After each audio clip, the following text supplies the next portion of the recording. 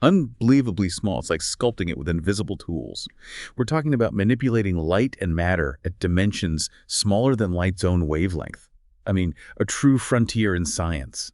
Welcome to the Deep Dive, where we take seemingly abstract scientific concepts and show you how they're driving real-world breakthroughs that, well, might shape your life pretty soon.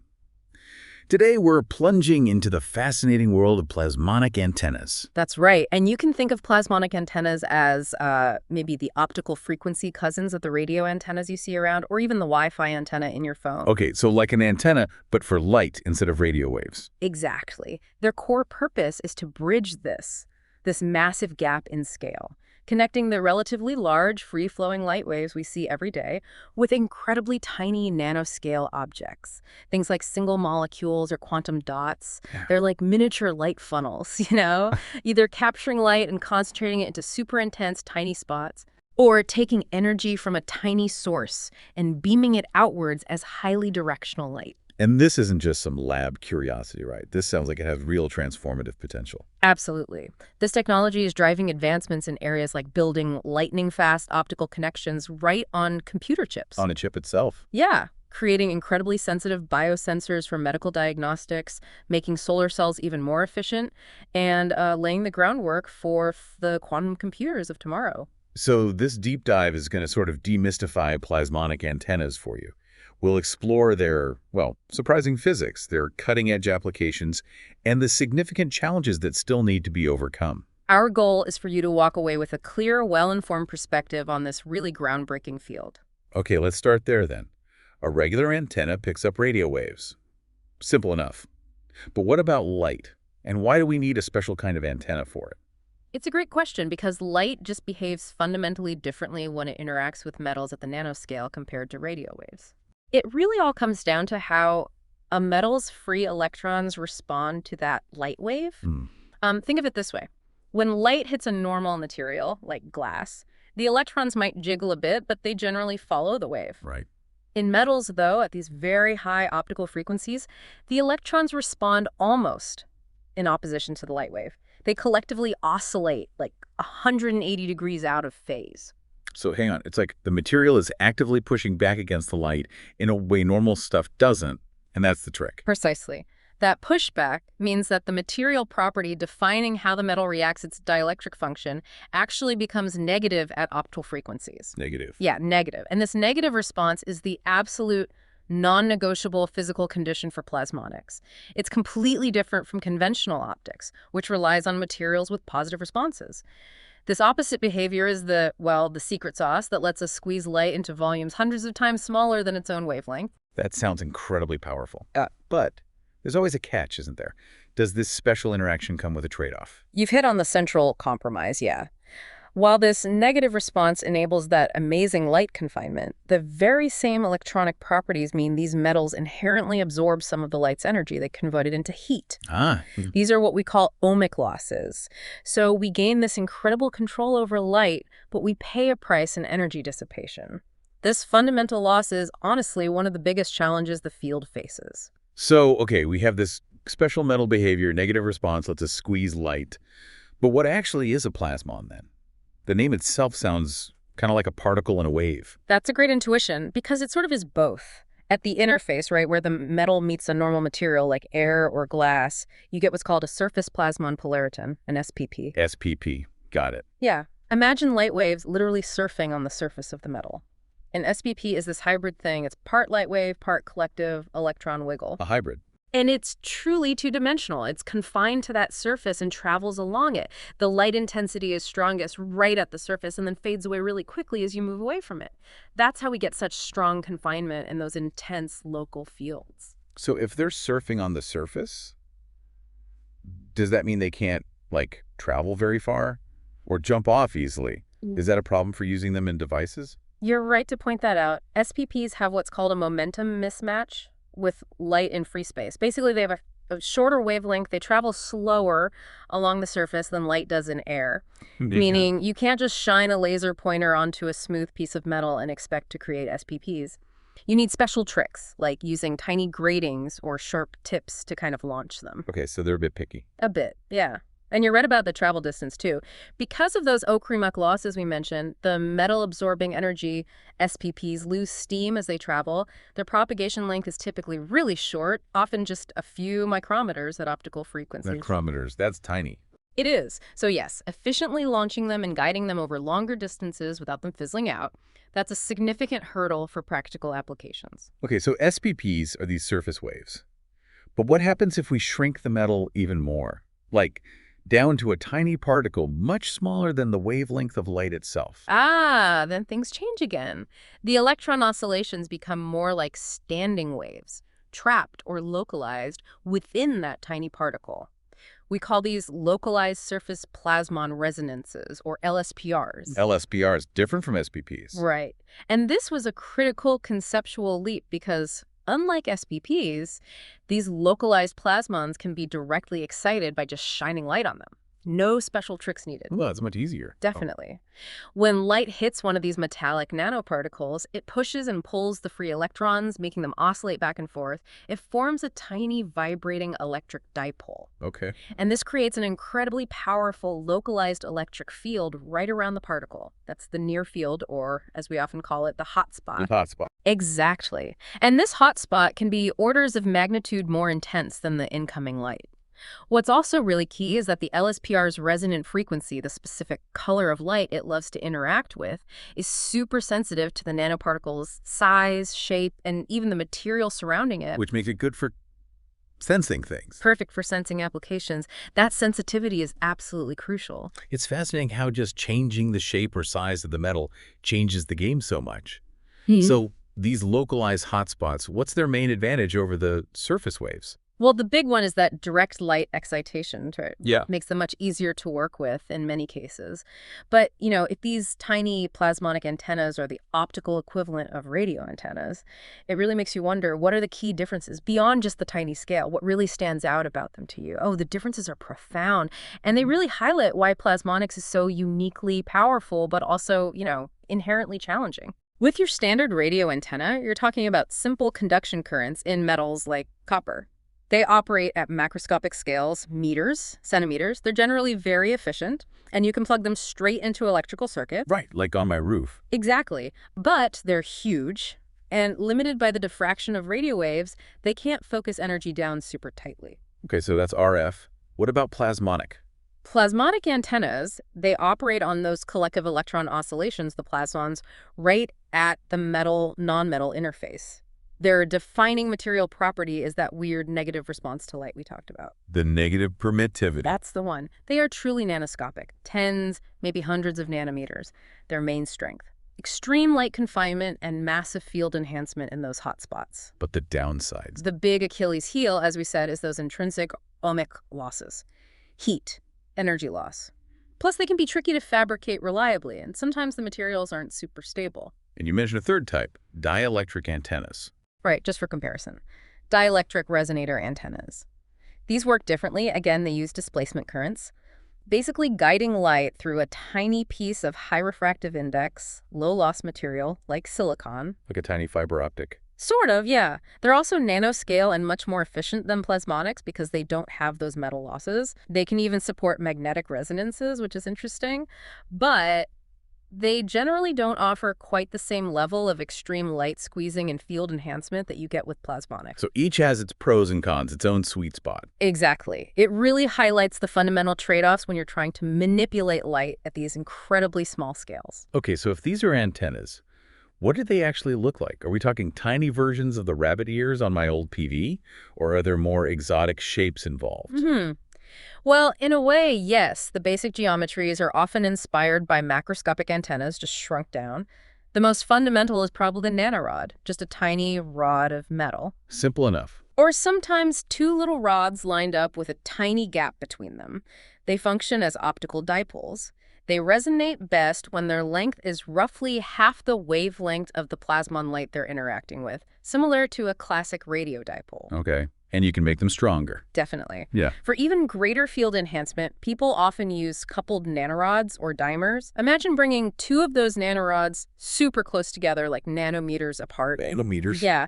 The electric fields in that tiny gap between them just amplify dramatically, creates an incredibly intense hotspot, perfect for sticking a molecule in there to study it. Like trapping it in the light. Kind of, yeah. And taking that idea even further, you get bow tie antennas. These are really effective dimers. Usually two triangular nanoparticles pointing their sharpest tips right at each other across a tiny gap. Why triangles? They exploit something called the lightning rod effect.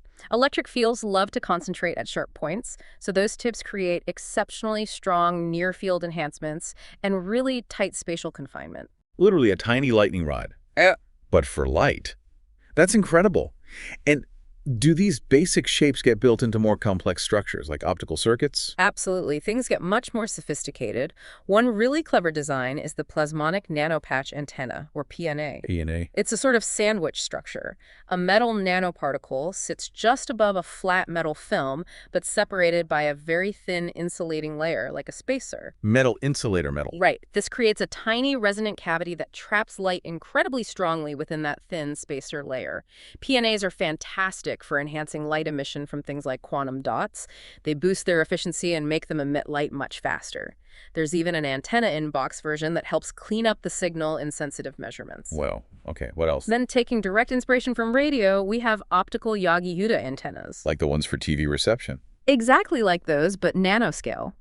They have a central feed element where the signal goes in or out, a reflector behind it, and several directors in front. Just like their big cousins, they produce highly directional, narrow beams of light. Great for beaming light where you want it to go. So you can make nano spotlights. Pretty much. And finally, if you arrange lots of these individual antennas into precise repeating patterns, you create what are called metasurfaces. Metasurfaces, I've heard that term. Yeah, they're a huge area of research. These arrays of antennas interact collectively, and the whole surface takes on entirely new optical properties that the individual antennas don't have. You can get very sharp, high-quality resonances, ideal for advanced sensors, or things like ultra-thin lenses and holograms. That's incredible complexity from such tiny building blocks. Yeah. And what are these things actually made of? Is it still mostly gold and silver? Right. Or are people exploring new materials to get around those loss and stability problems you mentioned? Traditionally, yeah, gold and silver have been the workhorses. Gold is probably the most widely used. It's chemically very stable, doesn't tarnish, and works well in the visible and near-infrared parts of the spectrum. But its optical performance, its Q factor, isn't quite as good as silver's. So silver is better optically. Optically, yes. Silver generally gives you lower losses and stronger, sharper resonances. But its major drawback is just poor chemical stability. It tarnishes, degrades rapidly in air, which is a big problem for devices. Right. Copper and aluminum are also options. Copper works pretty well optically, but it oxidizes easily. Aluminum is interesting because it works in the UV, but it naturally forms this thin oxide layer you have to account for. Yeah. So yeah, these limitations have definitely pushed the search for alternatives. What are some of the exciting ones? Oh, one of the biggest game changers is graphene. The super thin carbon stuff. That's the one. It's a 2D material, just one atom thick. It's fantastic for plasmonics, especially in the terahertz and mid-infrared range. But the really crucial thing about graphene plasmons, they are electrically tunable. Tunable how? You can apply a simple gate voltage, like in a transistor, and that changes the number of charge carriers in the graphene. That directly changes its plasmon resonance frequency. So you can change the antenna's color on the fly. Exactly. Dynamically reconfigurable antennas. It opens up so many possibilities. That's huge. What else? Another really promising class is transition metal nitrides. Things like titanium nitride, tin N. Tin effect. These are basically ceramics, but they have metal-like optical properties. Their huge advantage is durability. They're incredibly tough, have very high melting points, and this is key. They are often compatible with standard silicon CMOS fabrication processes. So you could potentially build them right onto computer chips easily. That's the hope. It makes them great candidates for integration and for use in harsh environments where gold or silver just wouldn't survive. Makes sense. Any others? Yeah. Then you have phase change materials. Vanadium dioxide, VORO, is a classic example. Phase change. It undergoes this reversible change from being an insulator to being a metal at around 67 degrees Celsius. Not too hot. So you can switch its state with temperature. Precisely. You heat it up a little, it becomes metallic and plasmonic. Cool it down, it's an insulator. So you can use temperature to switch an antenna's resonance or even its whole function on and off. Like a thermal switch for light. Kind of, yeah. And one more group, transparent conducting oxides, or TCOs. Indium tin oxide, ITO, is common. IPO, that's used in touchscreens, isn't it? The very same. They conduct electricity but are transparent to visible light. Their electrical properties, the number of charge carriers, can also be tuned, usually with an electric field, so that offers another route to active, tunable plasmonic devices. The material toolbox is definitely getting much bigger. Okay, so we've designed and built one of these tiny antennas, maybe out of gold, maybe graphene, maybe tin. How do we actually measure how good it is? What are the key performance metrics? Right. How do we quantify performance? There are several critical things we look at. First, and maybe most famously, is near-field enhancement and subwavelength confinement. That hotspot intensity. Exactly. How effectively does the antenna create that region of extremely high electric field? And how tightly is that field squeezed? We measure the enhancement factor like a single gold nanorod might give you an intensity enhancement of around 400 times. 400 A times. coupled pair, maybe over 800 in the gap. Those bow tie antennas we talked about, they can push it to 1,200, 1,500, sometimes even more. Wow. And crucially, this huge enhancement happens in a volume that's way smaller than the light's wavelength. True subwavelength confinement, maybe down to tens of nanometers. The sharper the features, the smaller the gaps, generally the stronger the effect. So it's like an optical vice squeezing the light energy into a tiny point. That's a great way to put it, an optical vice. Okay, second metric. Far-field radiation properties. This is about how well the antenna talks to the outside world.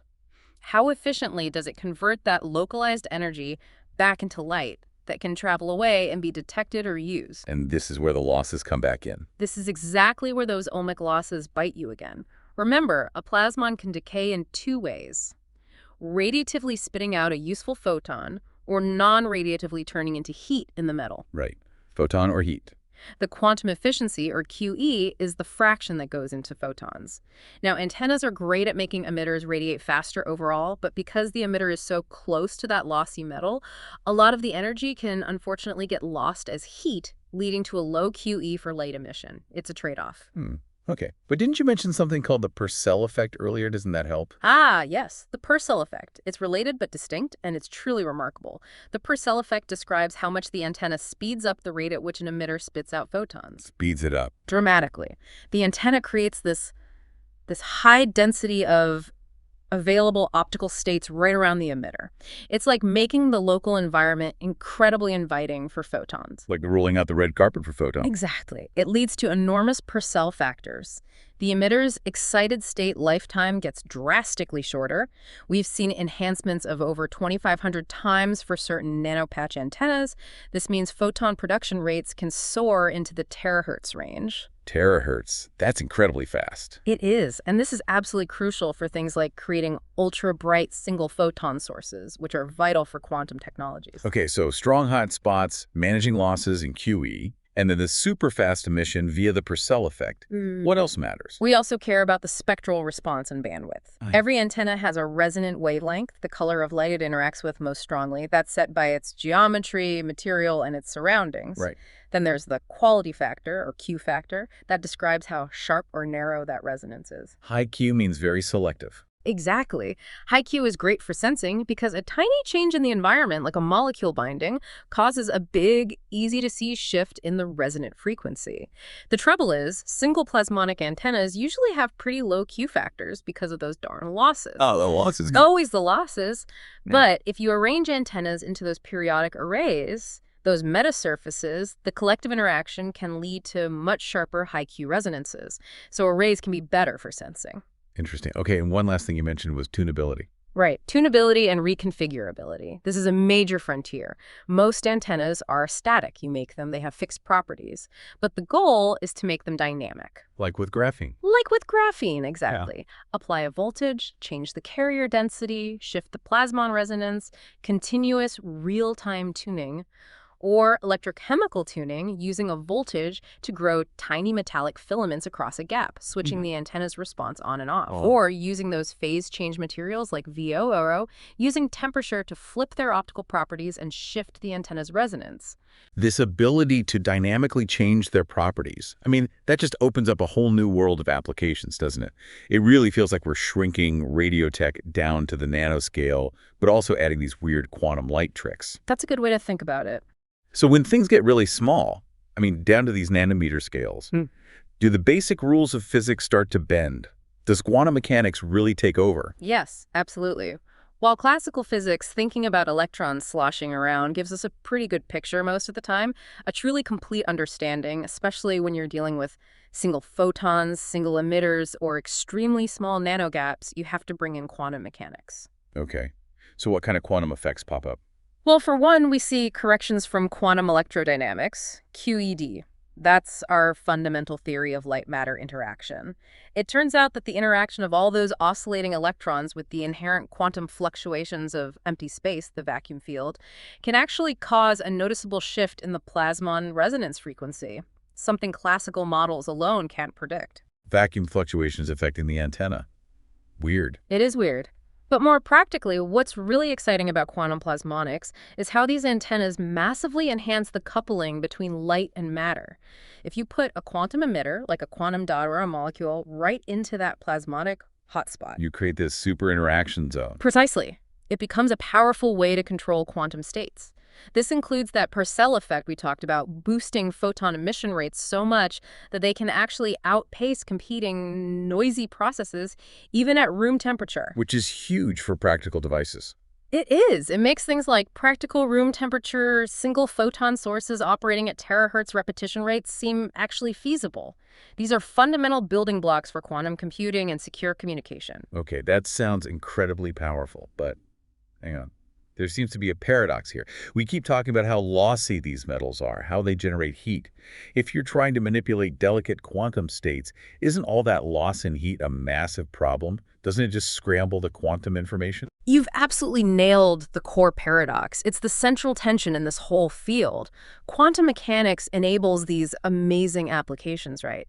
But the primary limitation of plasmonics, that ohmic loss, the heat generation, is itself fundamentally a quantum mechanical process. It comes from electrons scattering off things inside the metal lattice. So quantum mechanics is both the enabler and the saboteur. In a way, yes. The metal helps us engineer these strong quantum interactions, but at the same time, it acts as this noisy, dissipative environment, a hot bath, essentially that can cause decoherence, the loss of that fragile quantum information.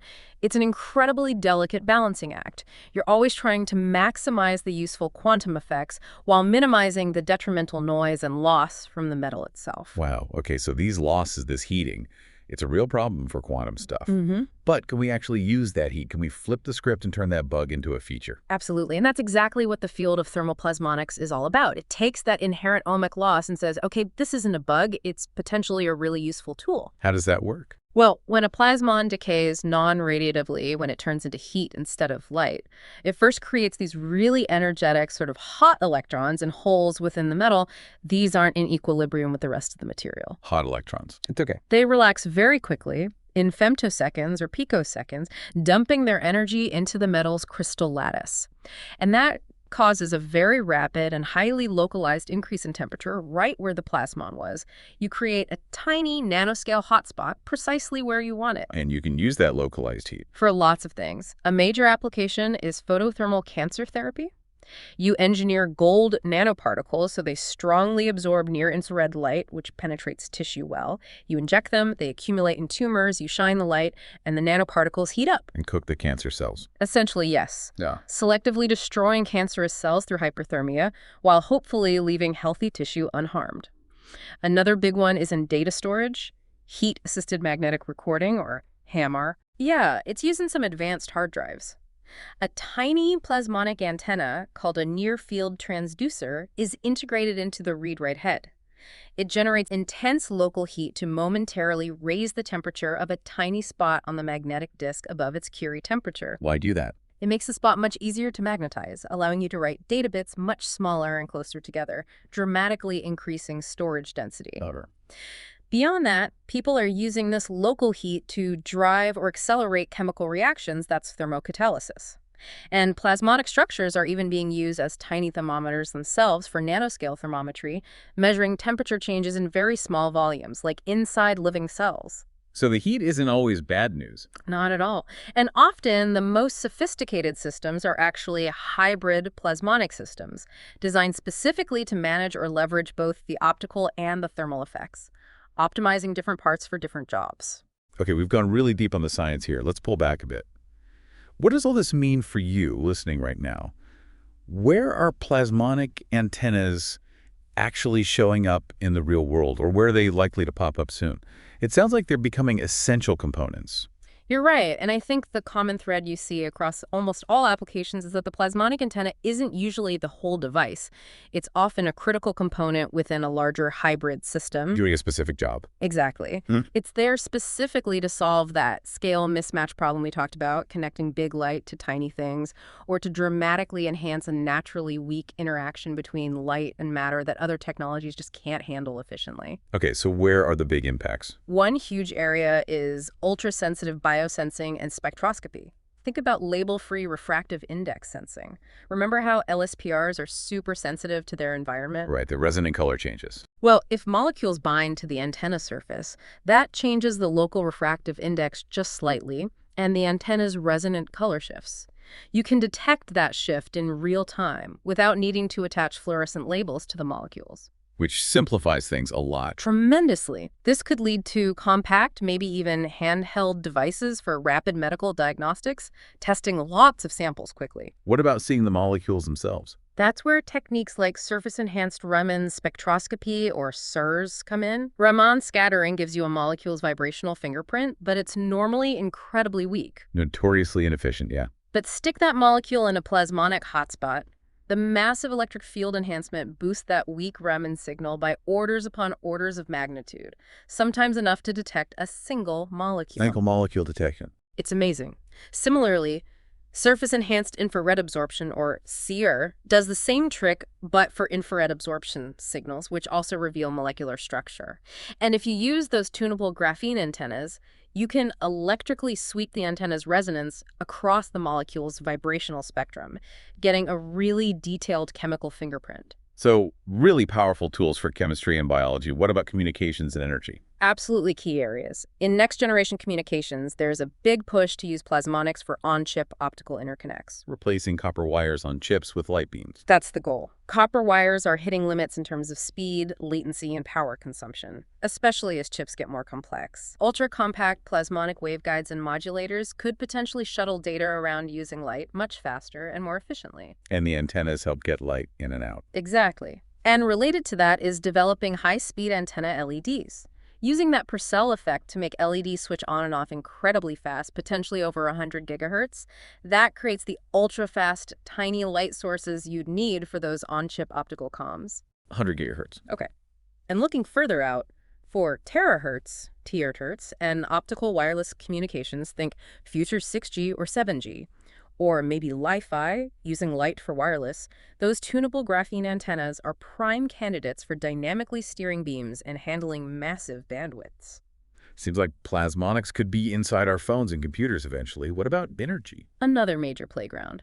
For plasmon-enhanced photovoltaics, or solar cells, plasmonic nanoparticles can help in a couple of ways. They can scatter sunlight very effectively, trapping more light within the solar cell so it has a better chance of being absorbed. Light trapping. Right. Or those hot electrons generated by plasmon decay can actually be injected directly into the semiconductor to create photocurrent.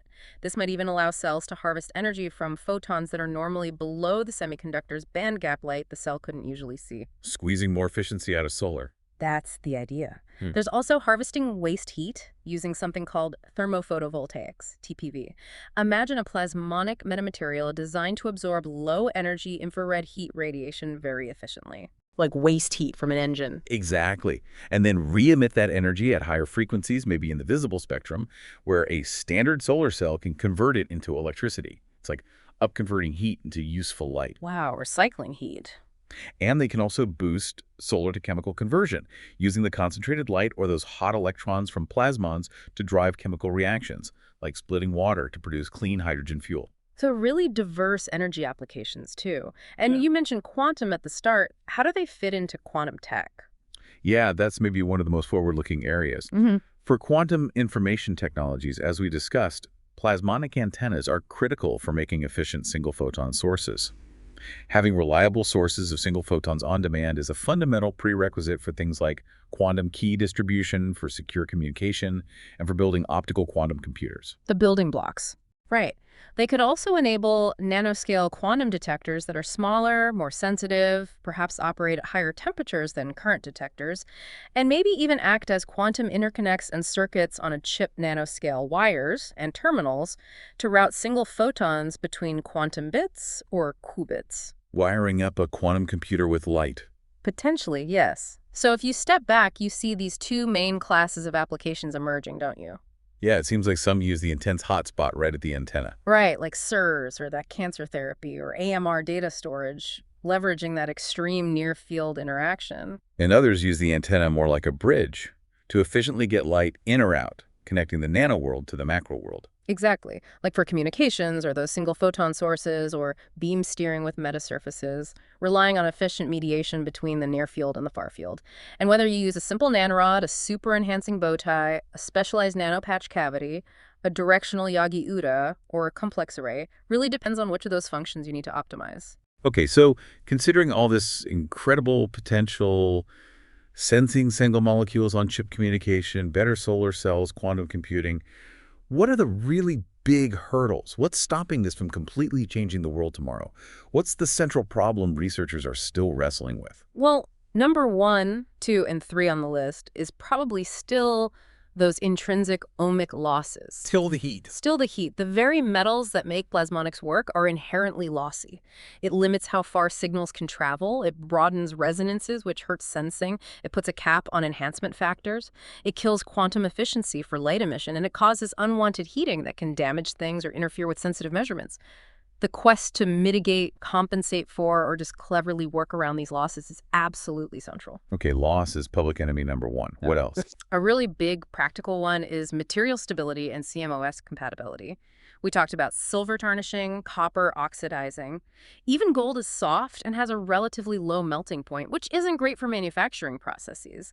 But maybe even more critical is that noble metals, gold, silver, are generally not compatible with standard silicon-based CMOS fabrication. The manufacturing process for basically all our computer chips. Exactly. You can't easily just add gold processing steps into a standard silicon chip factory.